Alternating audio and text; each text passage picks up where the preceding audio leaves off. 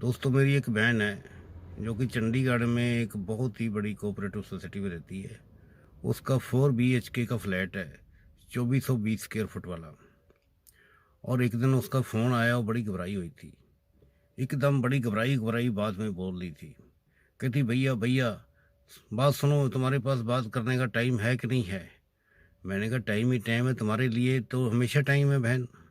तुम्हें को पूछना पड़ता है कि मैं फ्री हूँ या नहीं हूँ। तेरे लिए मैं हमेशा फ्री हूँ, बताओ क्या बात होगी, ठीक तो है ना। तो घबराई हुई बहुत है। कहती, हाँ मैं घबराई हुई हूँ, मेरा ये जो फ्लैट है जल्दी से जल्दी बेच दो, क्योंकि तुम तो रियल एस्टेट का काम करते हो। जल्दी से जल्दी इस फ्लैट को मेरे को डिस्पोज ऑफ कर दो। मैं इस फ्लैट में एक मिनट भी नहीं रहना चाहती। मैंने कहा, एक मिनट में तो कोई फ्लैट नहीं बिकता। कहती, एक एक दिन भी नहीं रहना चाहती। मैंने कहा, चलो बताओ तो सही, हुआ क्या है, टेल भी, थोड़ा कूल डाउन हो जाओ, पानी पुनी पियो। तो उसने जो मुझे बताया कि जो स्टोरी है, अगर आप सुन लोगे आपके भी ये काम आने वाली है। अगर आप फ्लैटों में रहते हो या नहीं रहते हो, या फ्लैट में रहने की कोशिश कर रहे हो, या अपनी कोठी बंगला बेच के आप भी सोचते हो कि फ्लैटों में चले जाते हैं। फ्लैटों की जो लाइफ है बहुत बढ़िया होती है, बहुत बड़ी सिक्योर होती है, सिक्योरिटी बड़ी होती, टाइट होती है, बिल्कुल क्राइम नहीं होता, क्राइम फ्री होती है। चाहे बीवी बच्चे घर में अकेले रहें, आदमी काम करने जाए तो पीछे कोई डर नहीं है।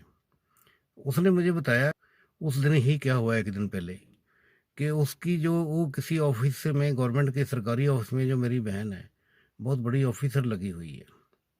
तो उसको किसी, उसके जो सरकारी डिपार्टमेंट है, उसके एक ड्राइवर का फ़ोन आया शाम को कि 8-9 बजे। उसने कहा, जी मैडम, मैंने अभी जो गाड़ी थी वो ड्राइवर पार्क करनी चाहता था उसकी सोसाइटी में। उसने कहा कि गवर्नमेंट का जो रूल है, गवर्नमेंट के जो ड्राइवर है वो गाड़ी पार्क करने के लिए वो किसी प्राइवेट जगह पे या अपने घर नहीं ले जा सकते। उनको जो कि गवर्नमेंट की पार्किंग है, जहाँ रात को जो नॉमिनेटेड पार्किंग होती है, उसके अंदर ही जाके गाड़ी खड़ी करनी पड़ती है। उस वहीं से गाड़ी रोक पार्क करके फिर ही वो अपने घर जा सकते हैं। लेकिन उसकी वो जो पार्किंग थी दूर हो गई, या उसका घर भी और दूर होगा।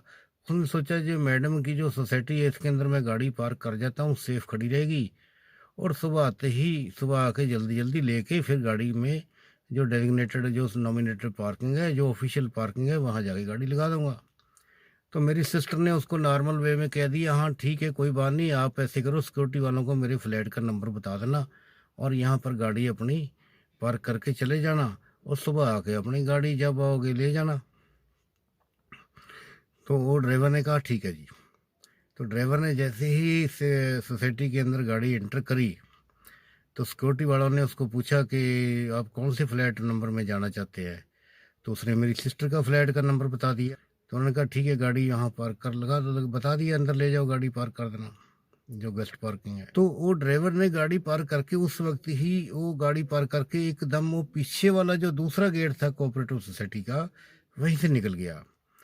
तो जो सिक्योरिटी गार्ड था, ये दोस्तों आपको मैं बता दूं कि ये देखने में जो सिक्योरिटी गार्ड है, ये बड़े नॉर्मल से और बड़े शांत स्वभाव के लगते हैं। जैसे हम जाते हैं, नमस्ते नमस्ते करते हैं, गाड़ी को देखते हैं, हाँ जी साहब कहाँ से आ रहे हो, कहाँ को जाना है, अंदर कितने नंबर में जाना है, तो एकदम कहते चले जाओ। लेकिन ये अंदर से बड़े ही ये शार्प होते हैं। इनकी जो मेमोरी बड़ी शार्प होती है, और ये इनकी जो जो बड़े अलर्ट होते हैं। ये जैसी गाड़ी के अंदर देखते हैं आदमी कौन बैठा हुआ है, एकदम इनकी, इन्होंने उसकी जो फेस रीडिंग करके, या उसकी बॉडी लैंग्वेज से, इन्होंने पीएचडी कर रखी होती है। मोटा मोटी तो मैं बताऊं कि एकदम फेस फेस रीडिंग करके आदमी को पहचान जाते हैं कि ये आदमी क्या, कौन है, गलत है या ठीक है, ये कौन है कौन नहीं है। इन्होंने पीएचडी कर रखी होती है, इसी फेस रीडिंग की पीएचडी कर रखी होती है। तो एकदम जो वो गार्ड पीछे वाले गेट से निकल गया, तो जो सिक्योरिटी गार्ड को एकदम थोड़ा डाउट हुआ। उसने सोचा कि ये जो आदमी है ये एकदम मैडम के घर तो गया नहीं है फ्लैट में, उसको मालूम था जो उस गार्ड था। उसने कहा है कि ये तो पीछे से निकल गया, इसका मतलब ये गाड़ी में क्यों ना हो कि ये गाड़ी में कोई गलत काम करके आया है, और गाड़ी को यहाँ खड़ा इसलिए कर, गाड़ी को यहाँ इसलिए पार्क कर गया है कि इसको गाड़ी को छुपा गया है। और सुबह आएगा, जब तक बात नॉर्मल हो जाए फिर ये गाड़ी ले जाएगा।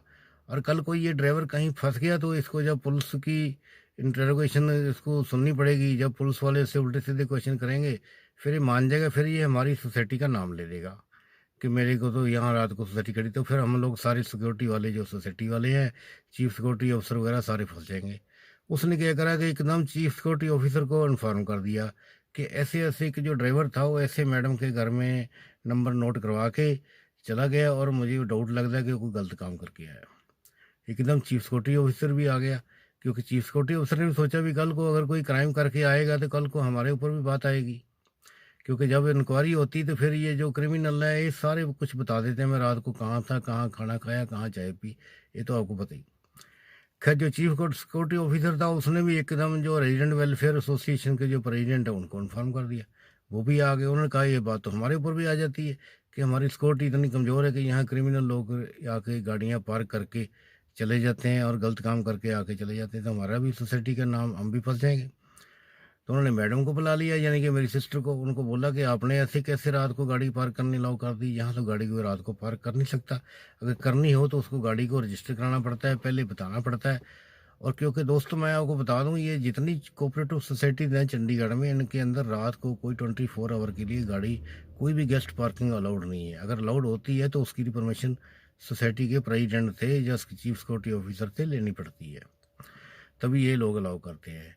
अगर जो 24 आवर से ज़्यादा कोई गाड़ी पार्क नहीं कर सकता, अगर कोई 24 आवर से ज़्यादा भी गाड़ी पार्क करता है तो मैं आपको बता दूं कि यहाँ इन्होंने ऐसे ऑटोमेटिक कैमरा फिट कर रखे है कि कैमरा यही ऑटोमेटिकली जो चीफ सिक्योरिटी ऑफिसर है उसको वार्निंग दे देता है कि ये गाड़ी सच एंड सच नंबर की यहाँ खड़ी हुई है और ये 24 आवर से ज़्यादा खड़ी हुई है। तो एकदम आके वो एक्शन ले लेते हैं, गाड़ी को जो है, गाड़ी के जो व्हील वगैरह लॉक कर देते हैं, और एकदम जो भी गाड़ी का ओनर है उसके साथ बुला के उसकी पूछगिछ करते हैं, और उनको बड़ा हैवी जुर्माना वगैरह जो भी उन्होंने रखा होता है, सोसाइटी के रूल है, बाई लॉज है, उसके अकॉर्डिंगली करते हैं। खैर चलो, ऐसे क्या हुआ कि इन्होंने रात को फिर ड्राइवर को फ़ोन करा, मेरी सिस्टर ने इससे फ़ोन करवाया, मेरी उन्होंने ड्राइवर की सारी चीफ सिक्योरिटी अफसर ने सारी पूछताछ करी कि तुम कहाँ थे, तुम कहाँ से आ रहे हो, यहाँ गाड़ी पार्क करके रात को क्यों गए हो, और कहाँ से तुम गए थे, कहाँ गए थे ड्यूटी पर, वहाँ कितनी देर रहे, कौन कौन तुम्हारे साथ था, पूरी जैसे पुलिस की इन्वेस्टिगेशन होती है ऐसे करी। और पूरी उनकी जब सेटिस्फेक्शन होगी कि ड्राइवर बिल्कुल ठीक बोल रहा है, तो उन्होंने कहा ठीक है, सुबह आके साथ ही एक एफिडेविट भी दे के जाना कि ये जो गाड़ी रात को मैं मैडम को रिक्वेस्ट करके पार्क कर गया था, जैसे प्लेन पेपर भी लिख के दे जाना, अगर एफिडेविट नहीं है तो, कि ऐसे ऐसे मैं जिम्मेवार हूँ इस गाड़ी का, मैंने कोई गलत काम नहीं करा, अगर कोई ऐसी गलत काम पाया जाता है बाद में तो उसका जिम्मेवार मैं होऊंगा, इस सोसाइटी के जो सिक्योरिटी ऑफिसर है वो या जो रेजिडेंट वेलफेयर वाले जो हैं वो इसके जिम्मेवार नहीं होंगे, ऐसा लिख के चले जाना। सुबह खैर वो ड्राइवर आया, ऐसे लिख के दे के उनको अपनी गाड़ी लेके चला गया। तो इसलिए दोस्तों मेरी जो सिस्टर परेशान हो रही थी, वो कहती मेरी तो बहुत बेइज्जती हुई, और जो रेजिडेंट वेलफेयर के एसोसिएशन के जो प्रेसिडेंट हैं, उन्होंने दोस्तों क्या करा कि उन्होंने जो व्हाट्सएप ग्रुप है उसी सोसाइटी के जो मेंबर हैं सारे, जो ओनर है, हाउस ओनर है या टेनेंट है, उसके ऊपर भी ये स्टोरी डाल दी कि सच एंड सच फ्लैट की जो ओनर है मैडम है, उसने ऐसे ऐसे एक गाड़ी पार्क करवाई और ऐसे ऐसे हंगामा हुआ, ऐसे सारी स्टोरी लिख के। तो इसलिए भी जो मेरी सिस्टर है काफ़ी अपनी इंसल्ट फील कर रही थी। तो मैंने अपनी सिस्टर को समझाया, देखो मैंने कहा ये जो सिक्योरिटी गार्ड है, ये चीफ सिक्योरिटी ऑफिसर है, ये सारा जो इतने स्टाफ रखा हुआ है सोसाइटी में, सारा हमारी सेफ्टी के लिए है। अगर उन्होंने ऐसे करा है, जो रेजिडेंट वेलफेयर का एसोसिएशन के प्रेसिडेंट है उन्होंने भी जो करा है, उन्होंने वही करा जो उनको करना चाहिए था, क्योंकि अदरवाइज ऐसे कोई भी लोग आके यहाँ गाड़ी पार्क करके एकदम गायब हो जाएंगे, आएंगे किसी गेट से, जाएंगे किसी गेट से, तो ये तो सारी सोसाइटी ख़राब हो जाएगी। यहाँ जो क्रिमिनल लोग हैं यहाँ आ जाएंगे तो यहाँ सेफ्टी कहाँ रहेगी। बल्कि हमें भी, मुझे भी यही फील हो रहा है कि ये सोसाइटी की जो सिक्योरिटी बिल्कुल ठीक है, टाइट है, यहाँ क्राइम फ्री है, क्योंकि तुम यहाँ रह रही हो, तुम मेरी बहन हो, मुझे बेफिक्री है। तो अदरवाइज़ अगर ऐसे ऐसे जैसे तुमने तो कर दिया, ऐसे अलाउ कर दिया, ऐसे कल को सारे ही जो सोसाइटी के जो हाउस ओनर हैं, सारे ही फ्लैट ओनर ऐसे करने लग जाएंगे, तो फिर यहाँ सेफ्टी कहाँ रहेगी।